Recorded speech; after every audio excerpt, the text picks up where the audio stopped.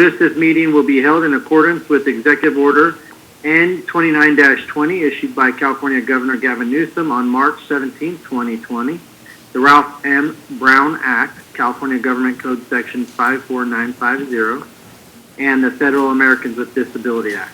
This meeting will not be physically open to the public. All members of the public may participate in the meeting via video conference at https://zoom.us/J/9122003764 with passcode of 505106 and via teleconference by calling 669-900-6833 with a meeting ID of 912-2003-7624 with a passcode of 505106 and will be given the opportunity to provide public comment.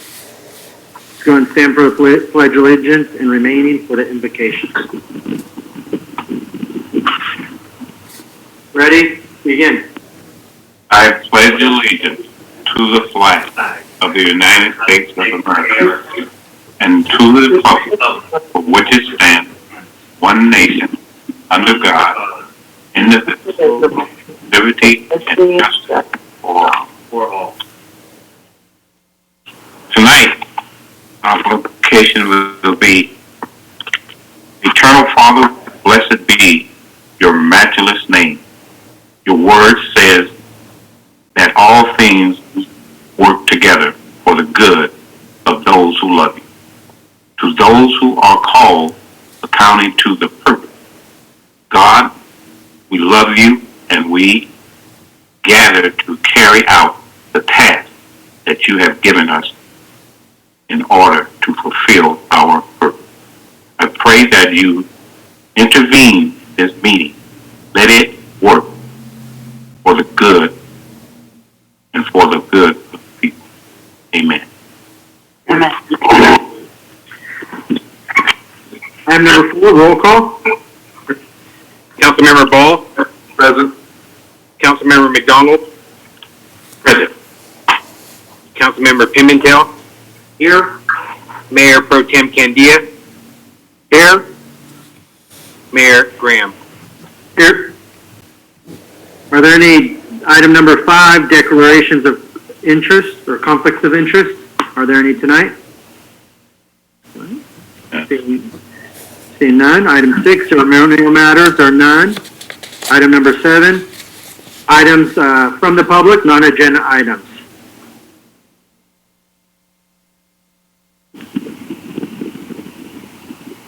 So with this, if anybody that's on from the public would like to make a comment, go ahead and raise your hand. And the city attorney, Mr. Miller, will recognize you. Or you can chat if necessary.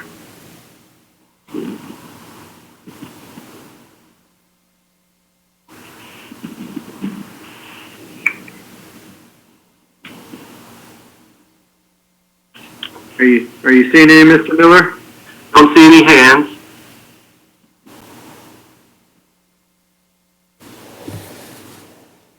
Okay. No chat? No chat. Okay. With that, we'll move on to item number 8, consent calendar. A, waive all readings of the ordinance and resolution except by title. B, approval of warrants. C, approval of minutes of the May 25th, 2021 meeting. D, approve and authorize the fire chief to sign a fire service automatic aid agreement with West Stanislaus County Fire Protection District. E, adopt resolution 2021, next to number, ratifying memorandum of understanding between the City of Newman and the Newman Police Officers Association. F, adopt resolution 2021, next to number, adopting a salary schedule for management, supervisory, and confidential positions. G, adopt resolution 2021, next to number, award a bid for the fire department front fence installation project to Joe's Landscaping, authorizing the city manager or designee to execute agreement and associated documents. I move that we accept the consent calendar for this particular date of June the 8th of 2021. I can second that motion. We have a first and second, all in favor, say aye. Aye. Motion carries 5-0. Item number 9, public hearing. A, adopt a resolution 2021, next to number, a resolution declaring the existence of a public nuisance under ordinance number 95-4. Good evening, Mayor, council members. I could take this one. Before you, the nuisance abatement list for properties at 908 Balsam Drive, 1523 Brookhaven Drive, and 1601 Sandy Creek. For the sake of this meeting, we will only be addressing property 1601 Sandy Creek. Property owners at 908 Balsam Drive have remedied the nuisance, and current ownership at 1523 Brookhaven Drive has now changed during this abatement process, thus triggering a new process to start here for that property. Newman City Code 8.02030 states that no responsible party shall commit nuisances of any kind at the property at 1601 Sandy Creek, so it qualifies as such. Photos of 1601 Sandy Creek have been provided, and as you can see, the abundance of weed and decay vegetation in the front yard. Since the time of the warning, we were notified that both property owners are deceased, and no improvements of the property have been made since to remediate the property. Therefore, we would like to move forward in this abatement. Appropriate notices have been sent to property owners and residents to notify them of tonight's public hearing. The abatement of said nuisance will enhance the livability and community appearance of Newman. Therefore, staff recommends that the City Council conduct this hearing and adopts Resolution 2021 next number. If you have any questions, I can answer them. Are there any questions for Ally? Thank you, Ally. We'll go and open it up to the public. Again, if you're wishing to make comment, raise your hand or type in the comment section, and City Attorney Miller will recognize you.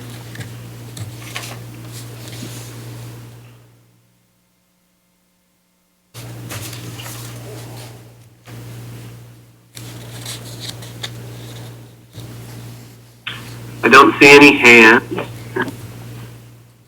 No comments in the chat. Okay. I'll bring it back to the council for action. I move to adopt Resolution 2021, resolution declaring the existence of a public nuisance under ordinance number 95-4. We have a first and a second. We have a first and a second. All in favor, say aye. Aye. Motion carries 5-0. Moving on to number 10, regular business. Approval of fiscal year 2021-2022 annual budget as presented in the preliminary budget document. Item number 1, adopt resolution 2021 next number, resolution establishing the fiscal year 2022 GAAN operations limit. And 2, adopt resolution 2021 next number, a resolution adopting the budget for fiscal year 2021-2022. Lou, you're up. Evening. I know this is all the moment you've been waiting for. But what I'll do briefly is I'll talk about the first resolution, which is the GAN, and then we'll kind of take a quick spin through the budget, and then afterwards we can adopt each of them one at a time. So briefly, the Gan Appropriations Limit, what that is every year the city has to calculate the maximum amount that it can appropriate in taxes. And as you can tell from the resolution, the limit is about $10,000 above the amount that we're going to be appropriating, and it's been that way for many years. So that matter is I don't even know why they have us do it, but we'll do it anyway. The second item is our budget. I know a couple of you are new, but we'll take a quick spin through this, and maybe for some of the people at home, if everybody's looking at this, kind of help them understand the different parts of our budget. So if you want to briefly, if you could turn to the table of contents, and you'll see in bold that there are 4 different categories of our funds. These funds are organized based on the revenue types and the way that we have to treat the money. The first one, on the left-hand side there, you'll see the general fund, and under it has each of the different department costs. The general fund revenues are very flexible in nature. The city council can decide how to use those monies pretty much as they wish. Most of the monies that come into this are from property taxes, sales tax, franchise fees, things that don't have any specific restrictions on them. The next group below that you'll see are the special revenue funds. These are monies like federal grants, state grants, monies that come in from community development block grants, and they have restrictions on the revenue. For most of these, we have to supply with the person or the agency that provides us the money a specific project, and they provide us the money for that, so it can only be used on that. The council can't reallocate those monies to anything else other than those projects. On the right-hand side, you'll see the enterprise funds. These are our water and sewer funds. These types of funds are supposed to be self-sufficient. They are supposed to bring in enough revenues to cover all the expenditures for their operations and capital growth. They shouldn't depend on anything else other than the money that comes in from the utility billing. The last section on the right-hand side are the capital project funds. These are monies that come in from developers. So when they come in to build a bunch of homes, they pay additional fees so that we can do specific capital projects like build parks, streets and roads, underground, utilities, a variety of things that are related to their project areas. Storm systems is one of them too. So that's briefly how they're categorized. Okay, so if you'll flip over to page number 5. This starts a 3-page summary of all of the funds that we're going to be adopting a budget for today. The first one there, general fund budget, you can see is fund number 10. On the top half, it has the revenues, and just beneath that are the expenditures and the difference there. And then below that, we have other sources of money that come in from other funds. For example, streets and roads. We transfer money in from the Streets and Roads Fund, which is a special revenue fund, but we account for all of our streets and road costs in the general fund and are allowed by law to be able to transfer those monies to cover whatever our costs are for that year that we spent specifically on our streets and roads. Another one would be gas tax, CDBG, and there's a couple other funds that have administrative monies that they provide to us. Initially, those monies go into those special revenue funds and then are transferred over to the general fund to cover the employee costs for that employee that was working on the management of those funds. Okay, so you can see across each of these, the general fund is budgeted to decline by $721,000 this year. If you look at our estimated beginning fund balance of $3.9 million and dropping down to 3.2, even at 3.2 million, our general fund has a 50% reserve, which is really good.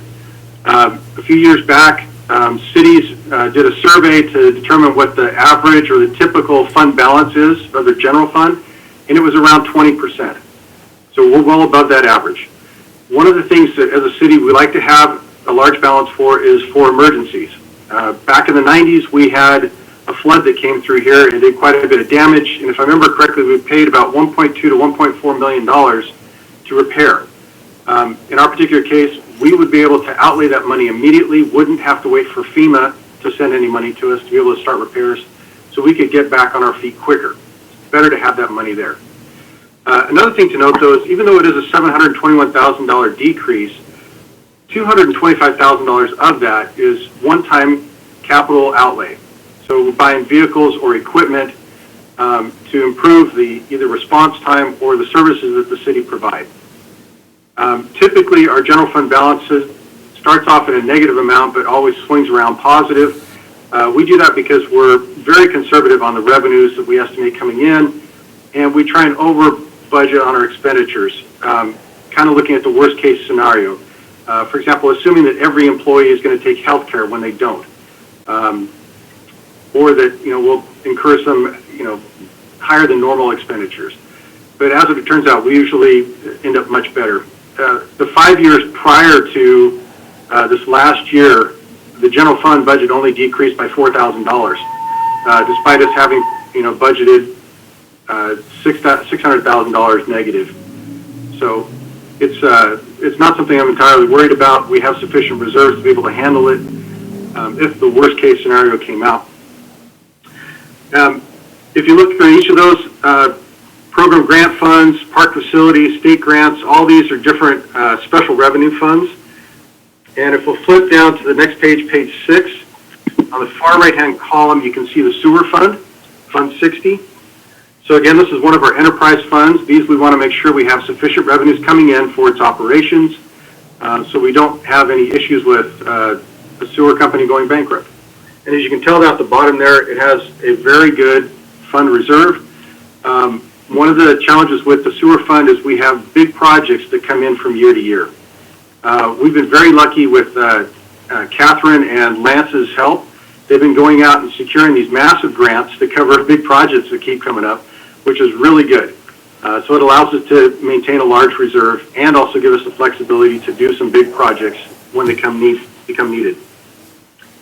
For example, when we start to expand our city into the northwest quadrant, we need to make sure we have sufficient capacity to be able to handle all that. Okay, if you want to flip over the page to page 7, we have the water fund. And we can see there we've got sufficient revenues coming in. We're looking at increasing our fund balance by about $455,000.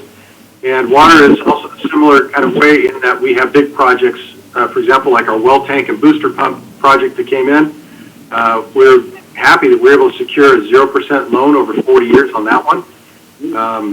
But when we have other projects like a well that dies on us and we need to get it replaced quickly, we have money set aside to be able to get that done and not have to wait for the state to fund us. As we all know, like with the current funding, it takes the state about anywhere from a month to 45 days to get money to us from the time we apply for it.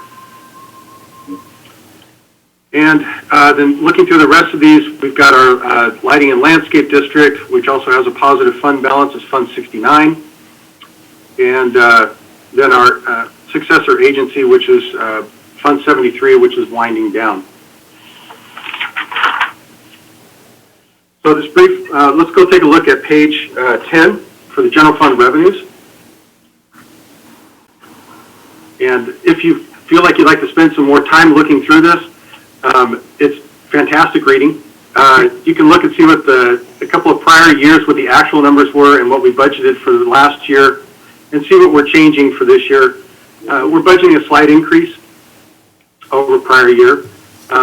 We didn't get hit very hard by the COVID, and so this is not reflecting any kind of a major bounce back. This is just a general trend upwards. Our sales tax monies continue to increase. I think part of that was because a lot of people stayed at home and shopped locally instead of traveling about initially. So our sales tax have been coming in higher than we had budgeted in our current year, and it looks like it'll continue to trend upwards next year as well. Okay. So let's flip over to page 14. And these are our general fund expenditures by each of the departments. I'm sure you guys don't want me to walk through every single page and look at all the details on them. But just kind of briefly, a couple of things I want to note. That if you look under the fire department, which is department number 22, we've got a $153,000 capital outlay. That's for an item that we're actually going to take a look at mid-year. If our performance during the year is looking good, then we'll go ahead and spend the money on that. And if I remember correctly, that was an item that was to refill our self-contained breathing apparatus for the fire department. Yeah, so it's an expensive piece of equipment, but again, we'll take a look at that one at mid-year. So you can see all together, if you look at, we're looking at $6.4 million for our general fund expenditures. And when compared to prior years, it's about $300,000, a little less than $300,000 over the prior year. Some of this is due to rate increases for employees, CalPERS rate increases, healthcare cost increases. And again, we budget everything at the maximum on these, and with healthcare and salary costs, we usually don't hit the top. Okay. Does anybody have any questions on the general fund? Okay. Let's go to page 50. Hey, Lou, 1 second. Yeah. Just for the council, Lou has said that we're 10,000 difference between the GAN and what the actual expenditures were. It was actually 10 million, close to 10 million. Yeah, so. Sorry, I'm lousy with numbers, so. Page again, 50?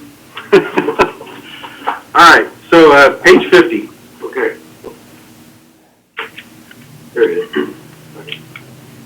Okay, so these are a list of all of our special revenue funds. So these are all individual funds, whereas on the previous one, it was departments based out of one fund. Okay, so these are all each individual. So the monies that come in are for specific projects.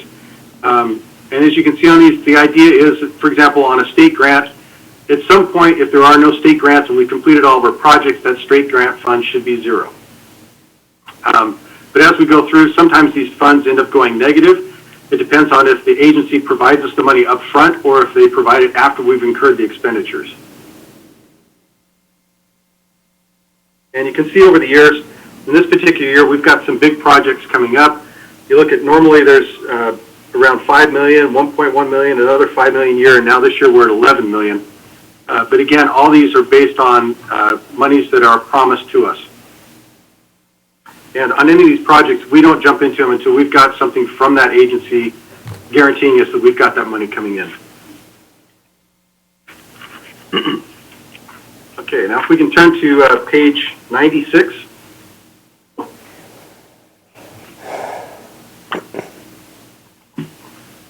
Okay, 96. These are our enterprise funds, both water and sewer. And you can see from both these, they're healthy. The dollar amounts that we're spending on salaries and benefits and maintenance and operations are pretty much split. It's a heavy service industry, and we've got a lot of guys out there doing repairs, laying new lines, getting new meter connections put up. And then capital outlay on these, we're spending a couple $100,000. And I'll go over the details on all the capital outlays for all of the funds right when we get to the end here. And if you want to turn to page 108.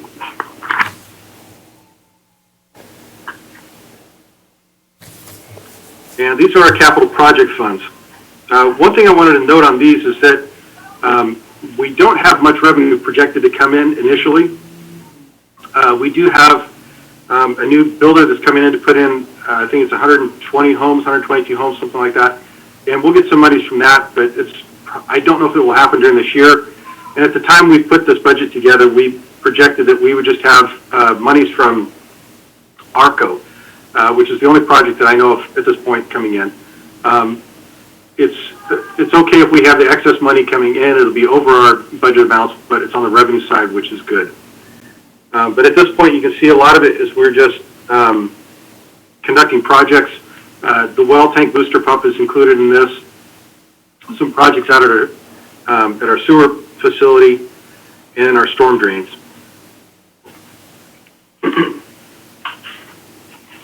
Okay, then if you want to flip to the very last page, page 124.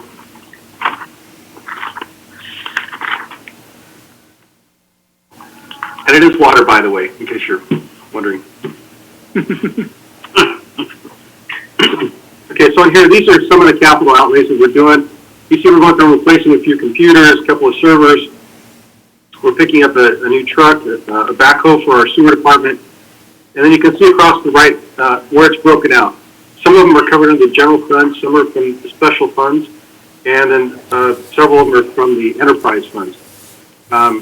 We make use, depending on the employee and how they work. For example, in our finance department, most of my staff spends its time on water and sewer and general fund measures. So their salaries, the computers that we buy for them, supplies for them are split the three ways among those groups. So that's why you'll see some items split out across multiple departments and fund sources.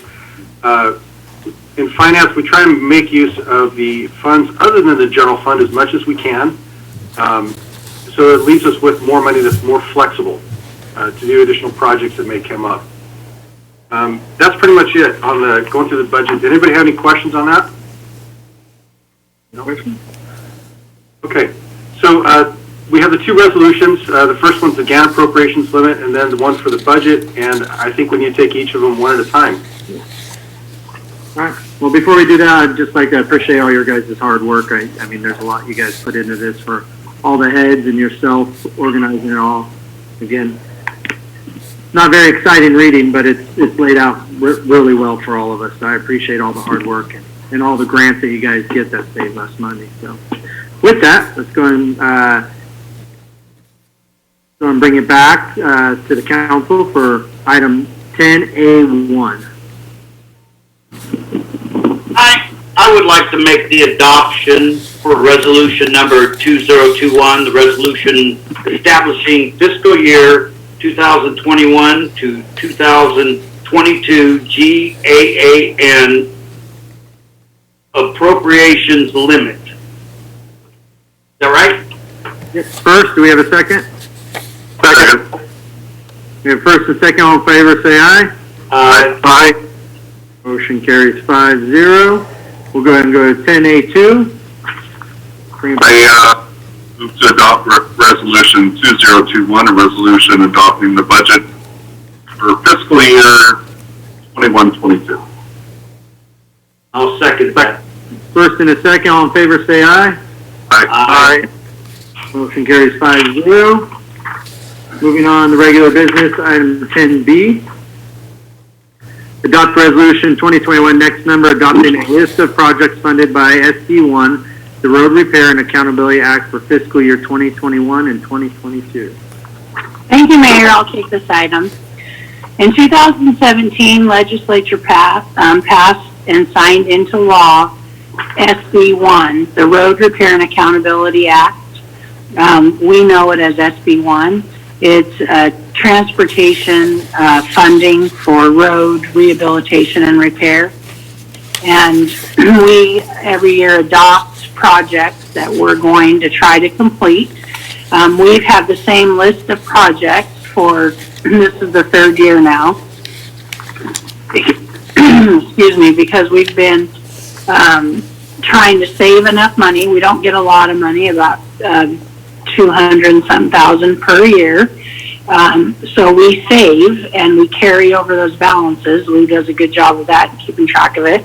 So we can put together a complete project. So this last year we designed Kern Street. So we'll be completing Kern from all the way from T Street to Highway 33, with the exception of a little bit that ARCO will be doing. And then we also slurry sealed some Stevens Creek Ranch, the Stevens Ranch subdivision. We crack sealed over there because that preserves roads that are already in pretty good shape. So if we crack seal, then it just makes them last even longer. So we set aside a little $25,000 per year to crack seal. We'll be picking a new neighborhood this year, and I'll go out and research which one will be the best candidate. Michael and I will agree on it and get that done. This year we expect to finish the design of Kern Street. We're very close to being done with the design, and then we'll put this project out to bid. It's also going to include some CMAQ funding where we'll do some infill sidewalks to try to get some complete sidewalks out on Kern. We expect, because we have a balance of about $803,000 in that fund, that we will be able to start the design on the other streets. We're discussing now if we want to design all of it at once, or if we want to just pick a couple on design and do the same thing we've kind of done. Bids have been coming in really good. So our estimate for the Kern project is about $450,000 with construction management. So I think that we'll have enough to maybe get the rest of the roads designed, and maybe even something constructed maybe in the winter if we can turn the design around pretty quick. The item before you is required by the state. We produce a list of projects. We give an update on what we got done on our last year's project report, which was the design and then the crack filling. And so it requires us to adopt a resolution of projects, and we will be reporting that to the state. It's an annual report that we submit. And I'll take any questions on this if you have them. Any questions for Catherine? None? Okay, we're going to open this up to the public for any comments. If you're interested in making comments or have any questions or any statements, go ahead and raise your hand or type in the chat comment, and Attorney Scott Miller will go ahead and recognize you.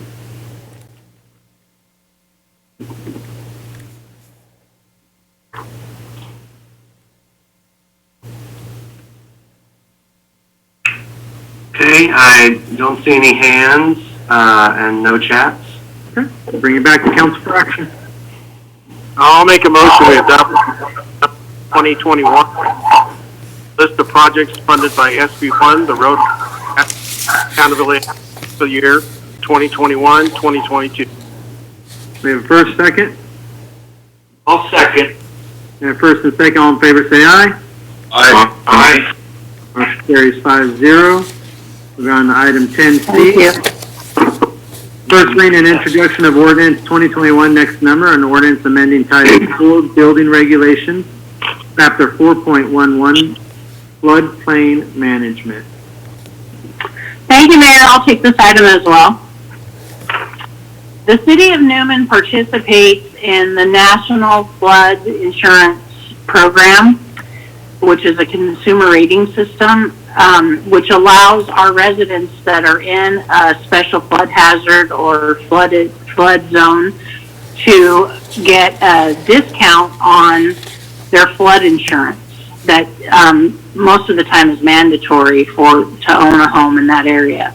You can't get loans, you can't construct, and so there's a lot of things the city does to get that rating for our residents so they can get a discount. Some of the things are explained to residents have to be flood safe. We do a lot of public outreach. We have a really extensive page on our website dedicated to FEMA and floodplain management. Our ordinance is very robust, the existing ordinance, but FEMA, as part of their due diligence, has been reviewing and editing ordinances to really make sure that our ordinance meets the FEMA regulations and that it's the best ordinance to manage the floodplain that we live in, that we control in Newman.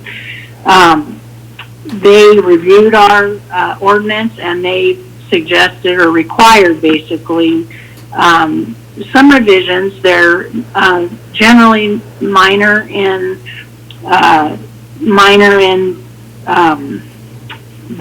there's like minor revisions in the definition sections, just making sure that the definition is identified as it relates to the floodplain. There's areas for establishing areas of the special flood hazard, like for base flood elevations and what data that we use to establish those elevations. And then some of the bigger revisions are to the permitting section, which really gives us clarification on the types of permit and what it takes to get a permit to build or construct or rehabilitate properties in the floodplain. It also identifies the floodplain administrator duties and responsibility as it relates to those permits, and also some of the responsibilities with what you do with that document when the construction is complete. I have to do an annual report. I am the floodplain administrator, and I report to FEMA any construction or major rehabilitation that occurs in the floodplain. And I certify or have a engineer architect certify that they've constructed the building to meet to limit the hazard to flood to that building. And that's the reason why, I don't know if any of you know, that Taco Bell looks like it's sitting out there on a hill, is because that is what is required. So if a flood comes through Newman, their risk is minimized for floods because they raise the elevation of the pad that building sits on. Right. So it kind of just details out things that people can do when they construct something or rehabilitate a property to minimize their risk to flooding. This is an amendment of an ordinance, and it will require a public hearing. We've scheduled the public hearing for June 22nd at the regular city council meeting.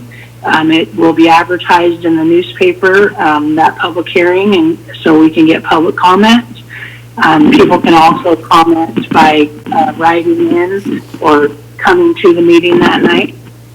And I'll take any questions if you have them. Thank you, Catherine. Any questions? You're welcome. Seeing no questions, I'll go and open it up to the public for any comments at this time. Go and raise your hand or chat in the comments if you're wishing to make a comment on this item.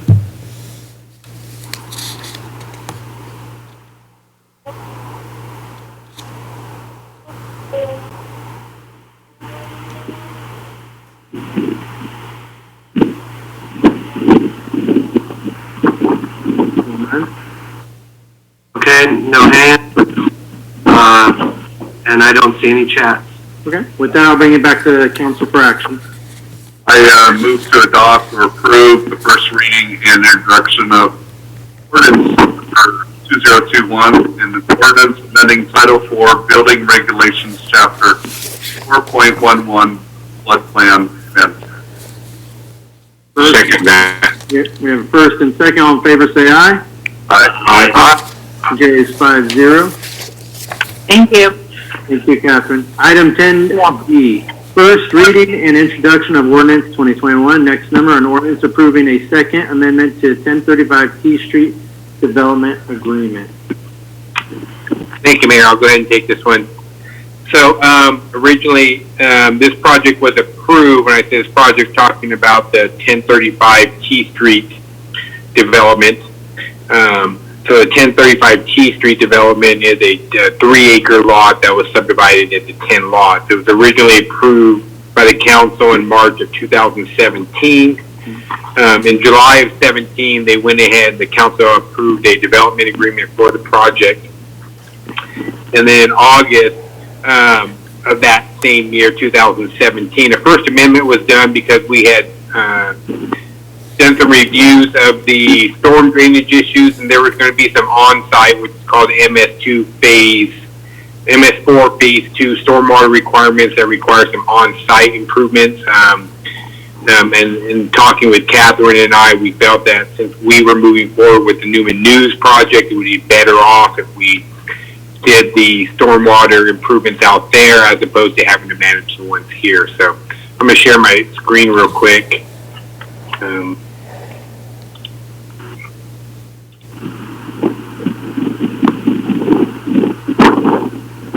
this is the actual project site here. So across the street to the north is the Louis J. and the skate park. This vacant lot here is the 3-acre site that's being subdivided into 10 lots.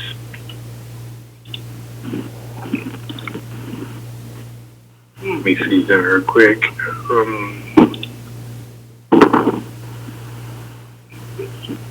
Then I'm going to share another picture here.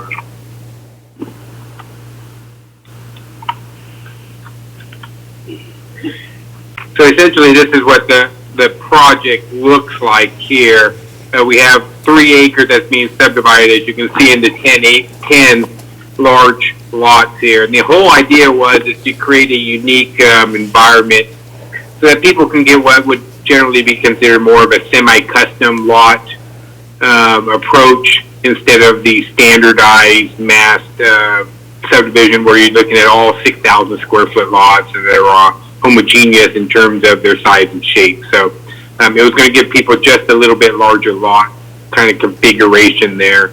To do something smaller just didn't really work in terms of the layout.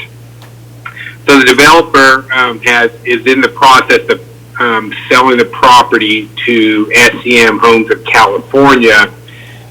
However, prior to moving forward, SCM would like to amend the development agreement to help them with this project to make it economically feasible. Some of the issues that we have here, we'll go through those tonight. But the first request is, as you can see here, if you can read the sizes, when we did the tentative map, they were all over 10,000 square feet lots. But when we did the final map, number 1 and I believe number 10 actually fell below the 10,000 square foot minimum.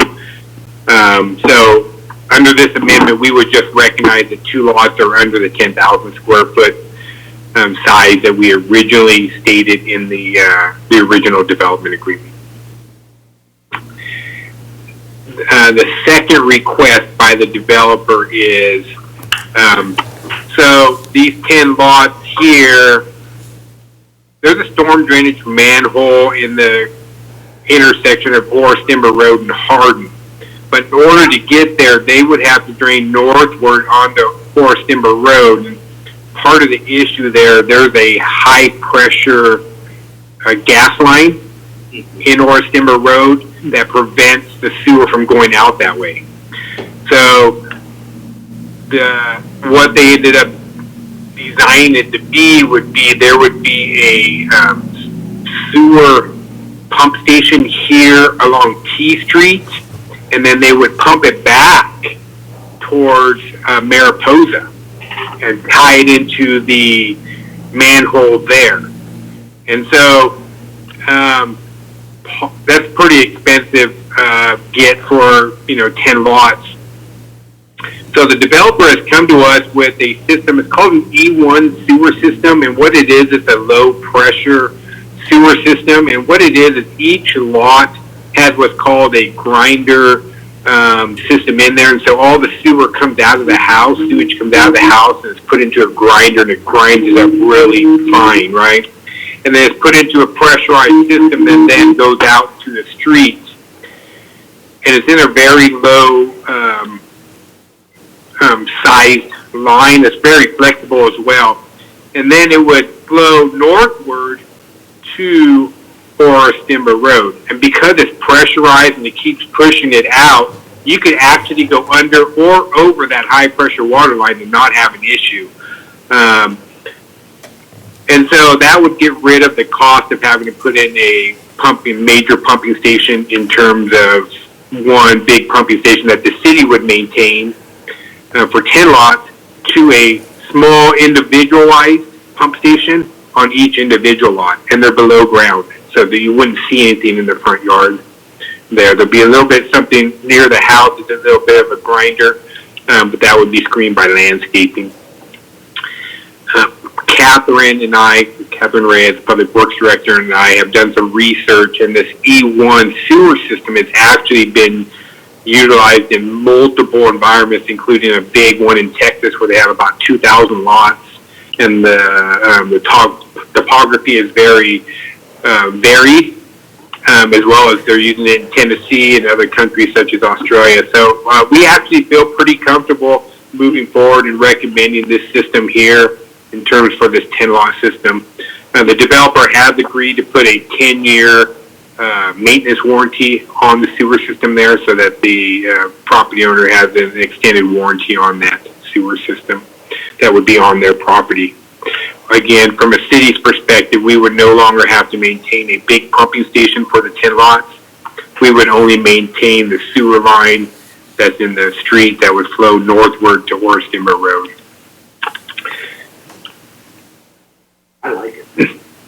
Another issue in the original development agreement, again, some of the language included not having only having 2 floor plans, a maximum of 2 floor plans used twice in this 10 lot area. The developer would like to use, the developer built lots in both Hartstone and Sherman Ranch. In Sherman Ranch, they like to use some of their most popular floor plans and bring those here and use those multiple times. What they are proposing is to change the front elevation so that you can't actually tell that you've used the same floor plan more than once. The front of the house would be completely different from each of the 3 lots, depending on which one they would do. And they would do that through the articulation of the roof, materials, and some of the other things on there. We think that could be accomplished. However, we want to make sure that the original intent of architectural variety is a part of that. So we would recommend that as part of this approval, if the council so chooses, the developer would have to go through the architectural review process, and they would have to bless the streetscape to make sure they would approve all the elevations to make sure that variety is in there.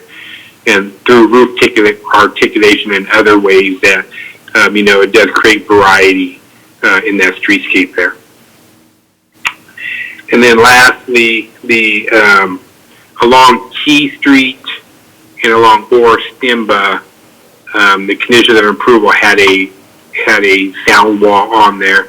The developer is asking that he be able to, one, what he would do is conduct a sound study, and the sound study would indicate what some alternative improvements could be to a sound wall. One of the things that you've noticed, and he put it in his letter, is, originally when we did our general plan, the general plan committee was not a big fan of sound walls. There are no sound walls in this particular area either. If you've been out on Key Street in that area, all those lots front on Key Street. So to create a sound wall there would create some issue there. So we think that he could potentially do something there, use some landscaping to hide that, and to create some a softer vision there as opposed to just using a sound wall. One of the issues that we have as staff was we don't want these lots in 6, 7, 8, 9, and 10. We want to make sure that he has to record an easement there. We don't want through lots. We don't want RVs driving through our landscaping and accessing Key Street there. So he would have to design it to such a way that it would prohibit any vehicular traffic from these lots driving vehicles over that landscape and over those sidewalks and curbs and entering the backyard there. They would all have to come from the front of the house there. So again, we'd want the final design of whatever they're being proposed in terms of a wall or the fence. We would ask that also go through architectural review and get their blessing to make sure it is compatible with the neighborhood in terms of the materials being used in the landscaping and such. So with all that, we've worked with this developer before. He's been very accommodating in his past projects with us. The Public Works Director and I have looked at that E1 sewer system, and we're comfortable with using it here on a small 10-lot system. That's kind of a trial system here. It's a technology that's been around for decades, and it's working well in other areas of our country. We think it could work well here as well. So with that, staff does support the recommended changes, and therefore we recommend the council introduce and conduct the first reading of the ordinance. And I can answer any questions you have. And I know the developer is online as well in case you have any questions for them. Are there any questions? Yeah, I have a question on that picture there. Do those residents know about the sound wall that's going in, or they have no idea about that? Well, the goal is to eliminate the sound wall. Right, but do the neighbors know anything about that wall or anything to do with that residence, the 10 lots? Yeah, so this originally went through both the Planning Commission and City Council. Oh. So all those residents were notified back in 2017 about the project. I'm sorry. I forgot it. Yeah, 2017. I wasn't part of that. Okay, I got it. Okay, I'm sorry. No worries. Mm-hmm. Any other questions for Michael? I have two things. On the thing that you said about driving through, if they're eliminating the sound wall, I'd like to prevent that also for them being able to drive through out onto T Street. So if there's a way to build, say a 2-foot cement fence with the wood above it, to accommodate that, because that puts a little bit of a wall to prevent them from being able to drive through. Because he had talked about, putting a cement base to the fence. Maybe if we can lift that up a little bit, just a thought. But I'd also like to see some trees along there. And this in his number 1, he said to eliminate the trees and just put shrubbery. Is there a way that we can still get some trees along there? Other than that, I'm good with all the changes. I'd still like to be able to get a couple decent trees along there. To me, it's a beautification of the street, and it takes away from the visual impact of the wall being put there. Yes, Mayor. That if the council so desires, you can add that to the conditions here that trees remain, that it is nicely landscaped, and we can have them make sure that the architecture review committee confirms that your vision. You said the gentleman's on the line. Is that you, Mr. Marisol? You're on mute. See, I can unmute him. Did that work? Can you hear me now? Yeah. Yeah. Oh, there you go. I'm just wondering if you have any statements. Before we move on. I have to say this is the first virtual city council meeting I've ever been a part of. So I'm wrestling with the technology just like you folks have been. I'm sure in your first, but let me make a few comments. First of all, Chairman Graham, thank you for and council members, thank you for entertaining this proposal. We don't own this yet. We're trying to make it economically feasible. Not only do we, are we trying to make it economically feasible, we're trying to make it neighborhood,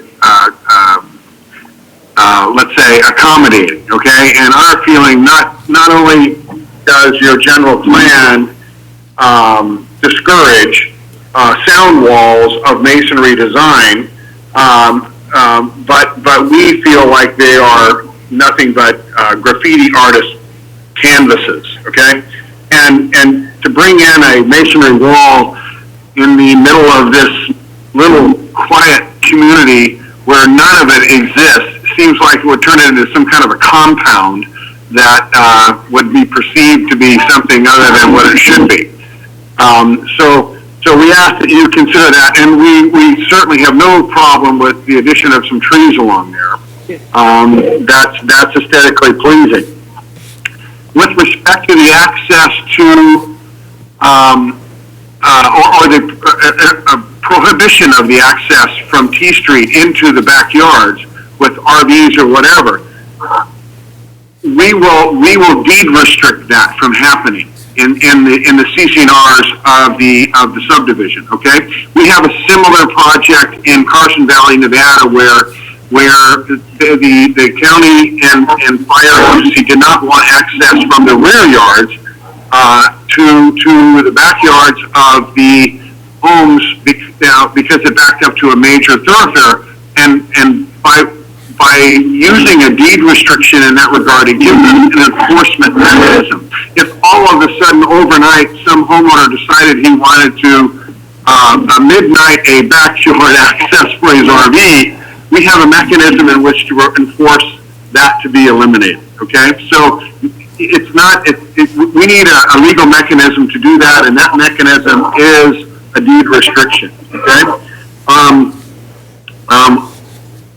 With respect to the elevations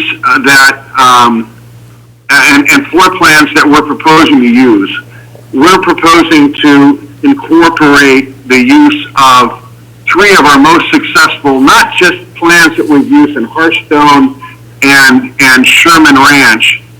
And by the way, when we started with Michael in, I don't know what year it was, but we started with Hearthstone Ranch. Michael was the planning director, and then we gravitated from there into Sherman Ranch. The population of Newman was, I think, 3,500, something in that neighborhood, and our neighborhoods took it from 3,500 to over 12,000, and we didn't build all of those lots.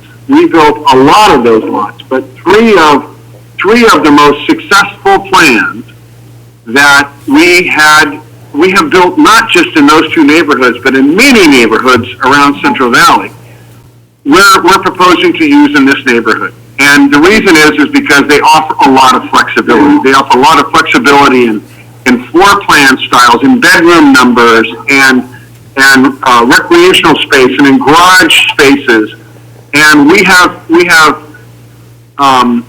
updated those floor plans and the elevations through the course of the years to be modernized, if I could use that term, to incorporate some of the more popular elevation architectures that people like.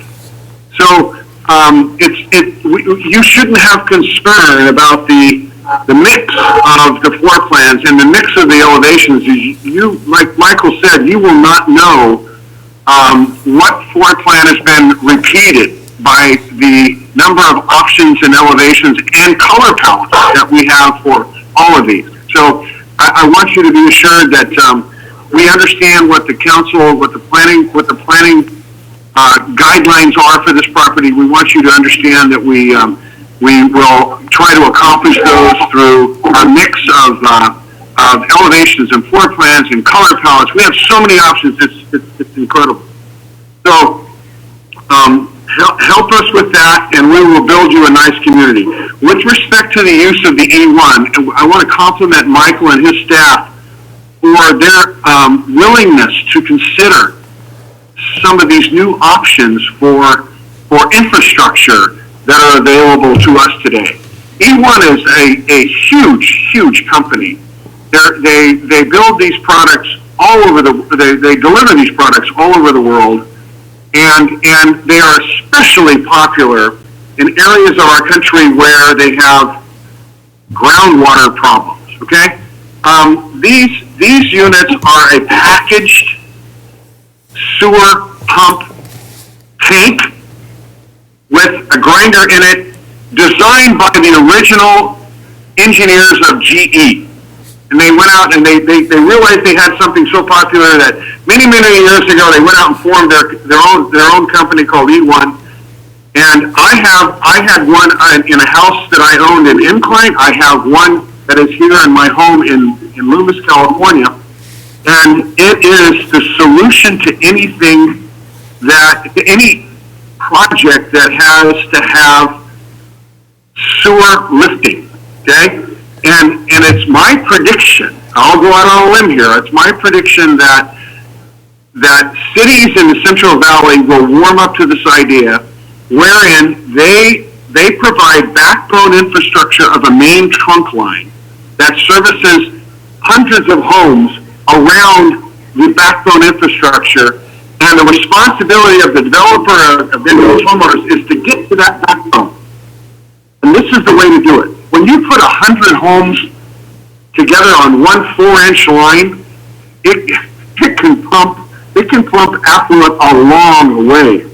And can you imagine the savings to the city's service cost without having to have service major lift station? When that falls upon a simple 110 amp service within the homeowner, I mean, it's amazing. So we have incorporated some really great ideas within this little small community. We hope that blossom, and we hope you support it. Yes, we do. I like it. So I appreciate your time and your comments. Do we have any questions? We actually do. I got a couple questions here. Is that I've been here going on 16 years now.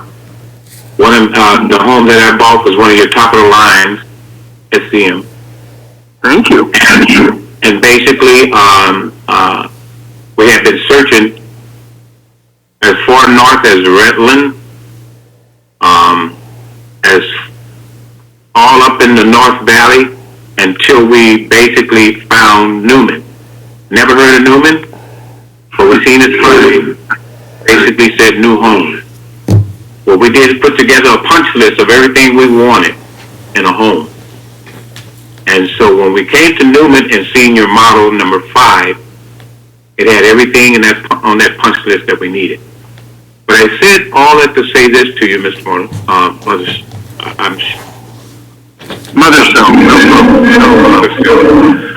Is that you know that we basically had some serious problems with our home. And I'm saying that just to say this to you. I'm hoping that all of that has changed around for the new homes that you want to put in it. Now, SCM has made a huge impact in terms of the city of Newman, in terms of your homes, because they're beautiful homes. But some of the quality basically fell below the line of, let's say, the homes themselves, how they look. So all I'm saying is this, is as a city official, I'm hoping that these new homes that you're trying to get in to build, that they basically meet those criteria in terms of making sure that these people don't have any of those problems that we were set with. And I don't have to mention them because you're pretty much aware of what went on. So in saying that, I take my hat off to you. You've basically been a part of this community. You watched it grow. And basically, I've been here going on 16 years. I've watched this city grow. And I'll tell you, it's a beautiful place. It's a very blessed place. And I'm just hoping that basically things don't be like in the development that I'm in right now. Commissioner, Councilman McDonald, I thank you for those comments, and I'm not going to say that, it's a perfect world, okay? The industry has gone through a lot of difficulties, and it's in a very difficult state right now with respect to labor. Contributing to the public's perception about the industry is defect attorneys that run around and stir up a lot of concern about how homes are built. Simply, yes, sir. Okay. We're not going to argue about anything or anything like that. He's just saying let's have good quality, and I think you'll deliver on that. I promise. You promise to have our best, and I have my construction team listening in, so they are getting the message as well. Outstanding. Okay. So with that, we'll go ahead and thank you for all the information, sir. That's good information, and I think we'll vote on it here in a second for the first reading, and it'll come back to us again. But I think there needs to be a couple of little changes I mentioned for the the trees and that. Just a couple. No problem. And Michael can work with you on that and get that squared away. But other than that, do we have a motion? Bring it back to the council for action. I'd like to make the motion on the first reading and the introduction of ordinance number 2021, an ordinance approving a second amendment to 1035 T Street Development Agreement. I'll second that. Okay. You have first and second. All in favor, say aye. Aye. Motion carries 5-0. Thank you, everybody, and I promise you will be proud of what we built. Thank you. I appreciate it. Item number 11, County Supervisor Condict. Good evening, sir. Good evening, Mr. Mayor. Good evening, Council. Great to be with you all here this evening. I have had a pretty busy last couple weeks. Last week specifically, I had the pleasure of going out with the Sheriff's Department on numerous cannabis raids. I'm sure we all saw in the Modesto Bee, we confiscated a little over $100 million, which is incredible. Definitely an eye-opening experience, a learning experience for myself, and I just have nothing but admiration and appreciation for men and women in uniform. Besides that, I did have the pleasure of also attending Newman's Farmers Market. You guys have a heck of a farmers market, I will say. One of the better ones I've been to, and I really enjoyed my time out there and definitely got to chat and interact and make some good purchases with some of the vendors. But that's really about what I have to report on tonight. I will do a follow-up email to all the council members as I usually do with any further specifics. But if you guys have any questions, I'll be more than happy to try to answer. I just missed you on Friday night. Well, it's a hot one. They said you had just left. Yeah, it was a hot one out there, but I had a good time. It was a great time. I did see Allie out there. We appreciate you coming and supporting it. Any questions for a supervisor? Thank you, sir. All right, thank you guys. Great being here. Item number 12, items from the city manager and staff. Michael? Thank you, Mayor. And I know our supervisor's still there. Supervisor, if you could just email me maybe a project update on that abatement that's going on by the river. Yes, with all the cargo containers that's still out there. They've actually put in a second access point out there, and that site's really growing. So if you could just email me an update on that, I'd greatly appreciate it. Absolutely. I did notice that when I did come out to the farmer's market. I specifically drove by that. We are trying to get a status update, and at very least, whether it is a legal activity as far as an illegal grow, that can't be going on out there. It needs to be a code enforcement violation or something. So at very least, we need to try to get it cleaned up. So we will work diligently on that. Thanks. We appreciate that. Thank you very much. And then, Mayor, just real quickly, again, we're just waiting for the governor to come out next week. We're anticipating that There's going to be some changes.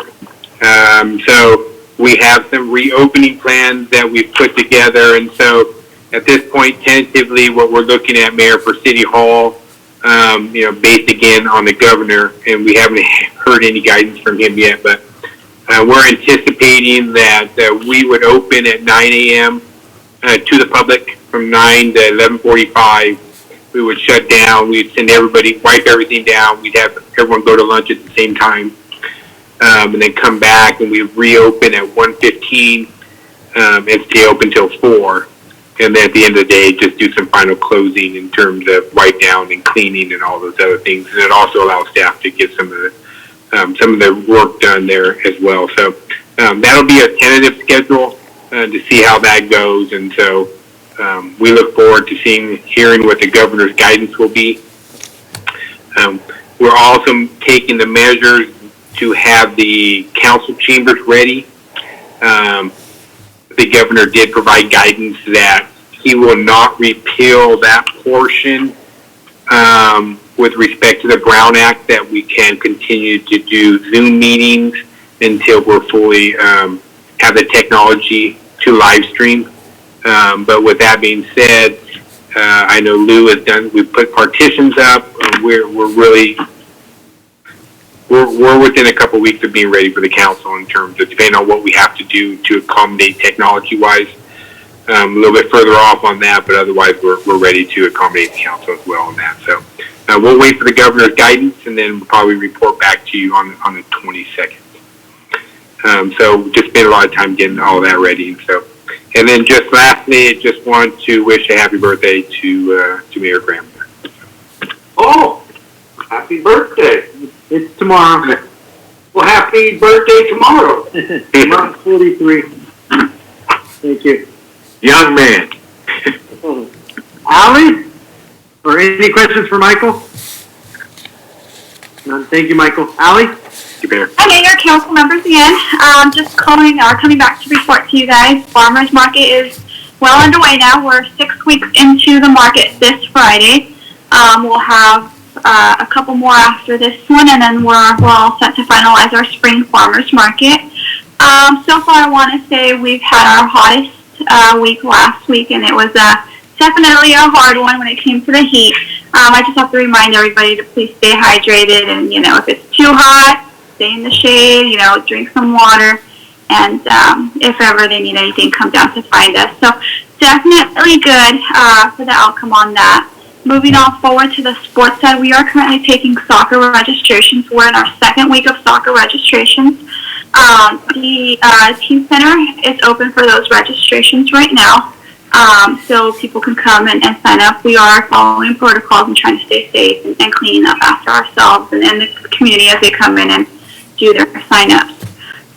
Soccer is tentatively set to start in September, which is still waiting our sign-ups right now.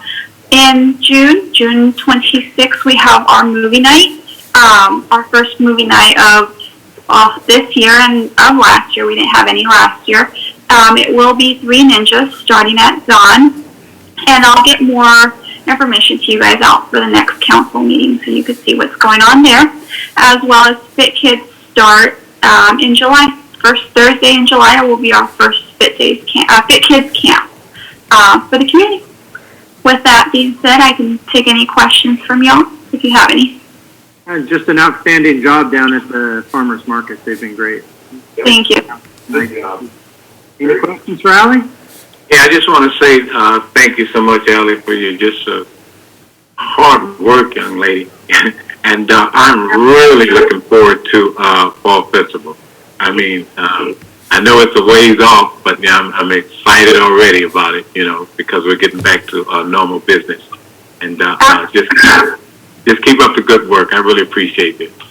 Thank you. And the Fall Festival now is headed by a different organization, but we will be there to help and support them as a city as a whole. Great. Thank you. Chief Richardson? Good evening, Mayor, council members. Just a quick reminder for everybody, as we get closer to the 4th of July, we have noticed an increase in aerial fireworks starting. Generally happens about this time of year, but we want to let everyone know that they are subject to a $500 fine through our municipal code. We will be out enforcing that. So if people see them, please give us a call. We'll do our best to respond. But it's that time of year. It's a dangerous time of year, especially with the heat that we've had and the dry conditions. We don't want any fires to start. So hopefully people will be more mindful of what they're doing. And, you know, we have veterans that have PTSD that it affects, animals that it affects. So we ask people to knock it off, basically, in a kind way, and we'll come find you if you don't. So I'd be happy to answer any questions. Thank you, Chief. Any questions for Chief? Yeah, thank you so much, Chief Richardson. Gosh, those fireworks, if they are fireworks, sound like bombs. And I can understand what you say about the veterans, you know, and especially the ones who are having mental problems. And I sure wish that we could curtail that, because it's very frightening, especially late at night like that with our seniors. So, and I know that, you know, it's work. And I just really appreciate, you know, you noticing it, and that it's on your list to do something about it. Absolutely. Thank you. Thank you, Chief. Lou, you're back up again. Good job tonight. Anything else? Thank you. I didn't have anything else in particular to discuss. If anybody has any questions of a financial nature or just anything else, I'd be glad to answer it for you if I can. Any further questions for Lou?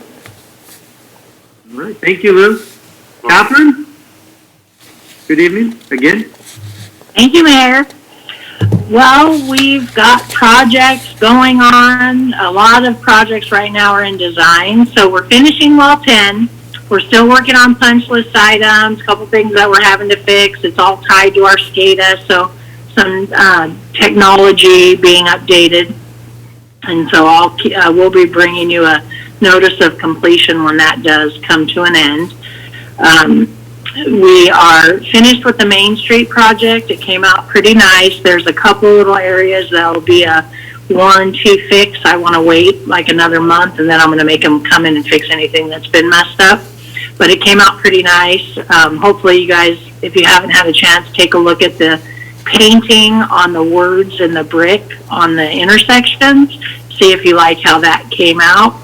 We have the stencils as part of that project, so we can keep it updated. I think it came out really nice. You can see the words again.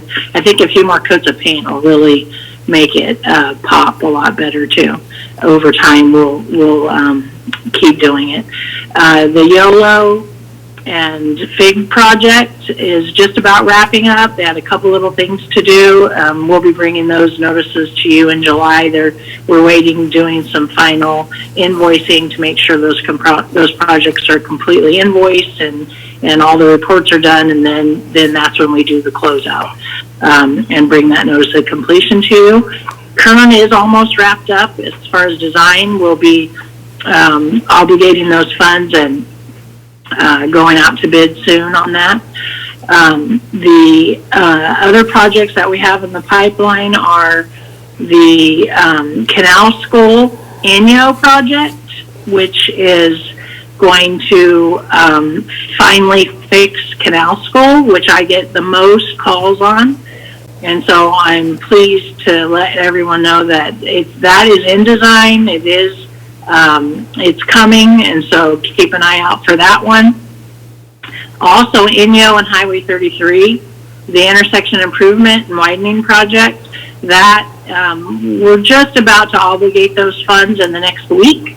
And Caltrans has already issued the encroachment permit for that to do the work on the highway. We've got the utility relocation plans, and so that's been a long time effort and finally going to be constructed, and it'll be ready for signalization when the warrants allow for that. But all the infrastructure will be in there.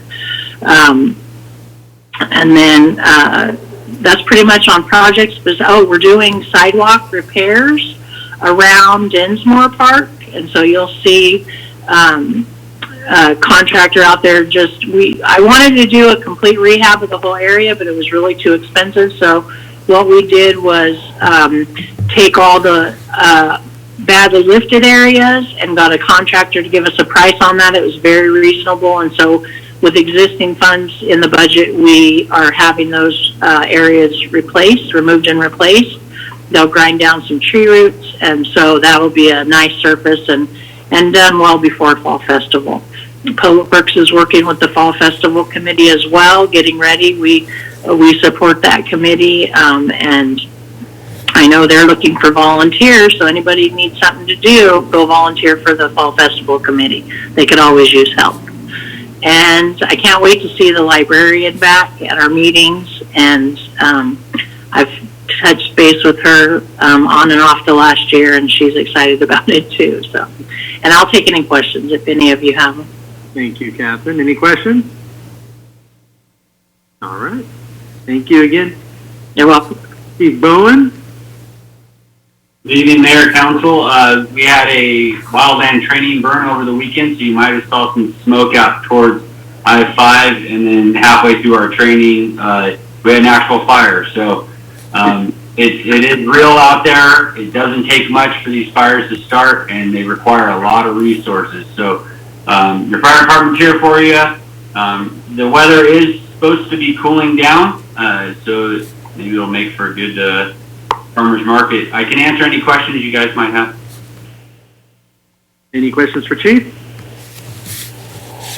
All right. Stay safe out there. Thank you. Councilman Ball. Okay, I'm gonna go, I have 3 items, I promise to go really fast. Can you guys hear me okay? Yes, sir. Okay. So, thank you to Lewis, Michael, and your staff for their work on the budget. I know it's extremely hard work. Excellent job. Second, I've really enjoyed the farmers markets. My wife is not an easy sell. She's been there every week. Wonderful job to Allie and all the staff. And lastly, I am a CSU Sacramento graduate. And Sam Long is starting for the Giants tomorrow on the Hill. Oh, nice. Major League debut. So please send him our best from Newman. That's all I have. Thank you, guys. Nice. Thank you. Councilman McDonald? Just you all have a blessed evening, and be safe, and go Giants. I didn't know we had so many San Francisco Giants fans down here in this area. I am so elated and happy. Michael? Come on, Michael. That's all I have. Thanks, Mayor. Councilman Pimentel? I'm just looking forward for everything opening up, and if hopefully we get back in our room or chambers. I probably won't be there the first time, but I'll be there the second time since I'll be laid up for probably 2 to 4 weeks. So if I can keep in touch somehow, I'll try. I'm not a good emailer, but I will call Michael on the phone. Maybe he'll answer it and talk to me, or even you, Casey. So yeah, let's I don't know. Let's just pray and hope we get this thing rolling. No more masks. Everyone get their vaccinations, and just be safe for 4th of July. Very much so. Very much so. Agreed. Thank you. Pro Tem Candia? Good evening, folks. Sorry I couldn't get on the internet. My wife and I are traveling around in the RV, so from place to place. So, and sorry, I'm not a Giants fan. Go Cubs. Did you say Cubs? Yeah, we put a licking on them. Chicago Cubs. All right, thank you. Thank you, Nick. I got nothing. Lou, thanks again for the budget. I appreciate it. You guys did a good job on that. And I will not be here for the July 13th meeting. I will be out on vacation for a couple weeks, and so I will not be here. Nick, hopefully you'll be available for that, to run that one. And board. With that, I ask for item number 14, adjourn to closed session. And have a good night, all. Good night, everybody. Good night. Thank you, everybody. But we're supposed to stay on. We got a special meeting now. Stay on, closed session here. Hey, you guys can give me a second. I gotta take a break for a Yeah, second. me Me too, thank you.